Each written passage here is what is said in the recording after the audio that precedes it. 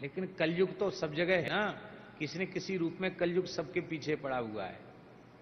एक ओर हम पुण्य का अर्जन करते हैं और दूसरी ओर हमारे सुकृत को चौका लगा देता है हमारा प्रमाद। शास्त्र मर्यादा का अतिक्रमण हमारे किए कराए को चौका लगा देता है। आप लोग कहेंगे ये कौन सी शास्त्र मर्यादा का अतिक्रमण हम लोगों के द्वारा हो रहा है? देख लो, कान खोल के सुन लो। प्याज लहसुन खाने वाला व्यक्ति प्याज लहसुन खा के मर जाए तो 27 दिन के भीतर यदि उसकी मृत्यु होती है तो वो नरकगामी होता है। एक बार प्याज लहसुन खाने का प्रभाव देह में 27 दिन तक रहता है, ऐसा हमारे शास्त्रों में लिखा है? एक सूत्र है महर्षि पाणिनि का, उपसर्गात सुनोति। इस सूत्र से निंदार्थ में दंत सकार को मूर्धन्यादेश होता है। तो एक प्रयोग आता है, सिद्धांत में प्रयोग आता है, दिग्देवदत्तम अपिशिंचति पलांडुम। क्या प्रयोग है? दिग्देवदत्तम अपिशिंचति पलांडुम। देवदत्त नामक व्यक्ति को धिक्कार है। क्यों? बोले प्याज में पानी सींच रहा है, खा नहीं रहा है महाराज जी, सूखते हुए प्याज में पानी छोड़ रहा है, इसके लिए उसको धिक्कार है।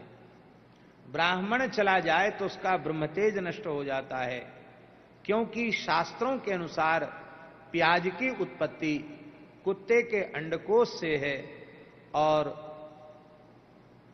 लहसुन की उत्पत्ति कुत्ते के नख से है।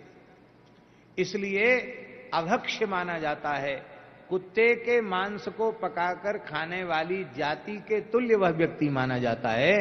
जो प्याज और लहसुन खाता है वो भगवत सेवा का अधिकारी नहीं होता है।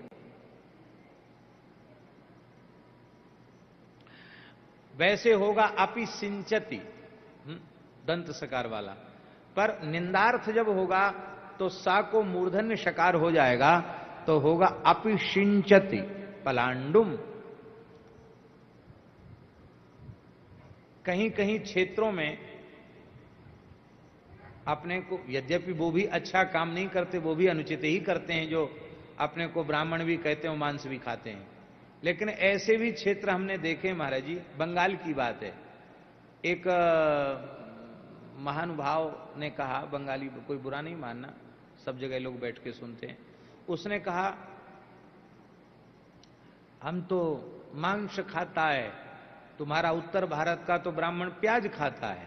लो, उसका मतलब वो कह रहा था कि मांस खाने से भी ज्यादा निंदित प्याज खाना है। बंगाल की बात बता रहे हैं हम मांस नहीं खाता, हम प्याज नहीं खाता है, मांस खा लेता है, प्याज नहीं खाता। वाह, धन्य है, नमस्कार है आपको। वैष्णव, देखो बुरा नहीं मानना, किसी वैष्णव को पीड़ा पहुंचे इसके लिए मैं नहीं बोल रहा हूं, अत्यंत विनम्र भाव से निवेदन कर रहा हूं कि जब हम भगवत शरणागत हो गए, जैसे पतिव्रता नारी अपने पति का ही उच्छिष्ट लेती है, दूसरे का जूठा नहीं खाती है, पति का ही उच्छिष्ट ग्रहण करती है, ऐसे ही भगवत शरणागत भक्त को भगवान का अधरामृत प्रसाद ही लेना चाहिए। उसे वह वस्तु बिल्कुल खानी पीनी नहीं चाहिए जो वस्तु भगवान को भोग नहीं लग सकती है। क्या कहें, अब हमें कल कह रहे थे कि अब गृहस्थों से भी ये कहने का साहस नहीं होता है कि तुम प्याज लहसुन मत खाओ। क्यों? बुरा नहीं मानना, सब संतों को हम दंडवत प्रणाम करते हैं, संत तो हमारे अति आराध्य हैं। अब साधुओं में भी कांदा लहसुन और प्याज खाने की परंपराएं चल पड़ी हैं। तो हम इसलिए पीड़ित हैं कि जब हम अपने लोग ही सावधान नहीं रह पा रहे हैं तो बेचारे गृहस्थों से हम क्या कहें।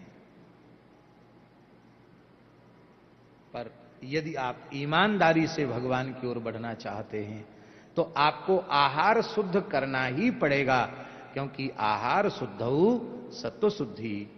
प्याज लहसुन में औषधि गुण तो स्वामी जी बहुत हैं, दोष क्या है? दोष, सबसे बड़ा दोष यह है कि वह कामोत्तेजक है, वासना को जगाता है, काम वासना को जागृत करने वाला है वो। तो ब्रह्मचारी कभी भी प्याज लहसुन खा करके ब्रह्मचारी नहीं रह सकता है, ये दोष है प्याज लहसुन का। और इस मार्ग में हमारा ब्रह्मचर्य ठीक हो, हमारा सदाचार ठीक हो, यह अत्यंत अपेक्षित है। लोग कथाओं में इस तरह की बातें बिना संकोच के नहीं कह पाते हैं, लेकिन हमें आपसे कोई स्वार्थ तो है नहीं कि आप हम बोलेंगे तो द्वारा नहीं बुलाओगे, न बुलाओगे तो ज्यादा कृपा करोगे। हम तो भगवान से प्रार्थना करते हैं कि कभी ऐसा कोई अवसर आवे कि अब बहुत भटक लिए, अब ब्रज के बाहर आना जाना बंद हो जाए, वहीं रह के 2-4 राम राम करके अपना जीवन सफल करें। मन में ऐसी बात बार बार आती है, भगवान कभी जरूर पूर्ण करेंगे।